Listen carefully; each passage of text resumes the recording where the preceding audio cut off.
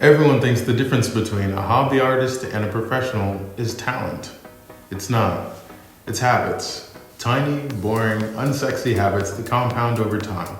Pros don't necessarily have more skill, they just have more structure. I'll never forget the summer of 2008. I'd resolved to become a better all-around artist and took matters into my own hands. Every day at 4 p.m., I would stop whatever I was doing and pull out my pen and pad to practice at least one fundamental a day. One day, I would focus on hands, another day eyes, another day backgrounds.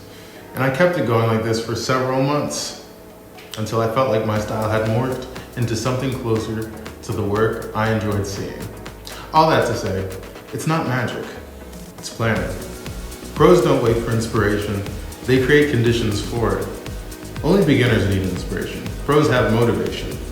They build routines, they set windows of time, and they show up even when the spark isn't there.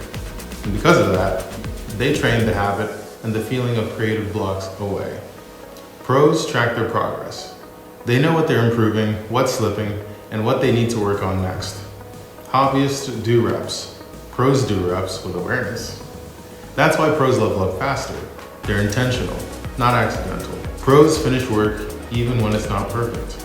A hobbyist will quit halfway when it starts looking bad, but a pro pushes through the ugly, the middle, because they know that's where the real learning happens.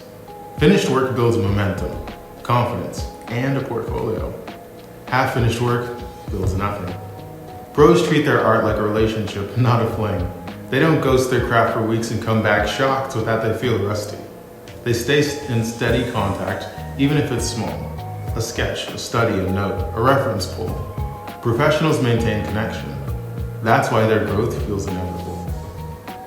But here's the real twist. None of these habits require talent. They require decisions. And anybody, literally anybody, can make the same decisions pros do. If you adopt the habits, the results eventually catch up. That's the gap between hobbyists and professionals. And the gap is a lot smaller than most people think.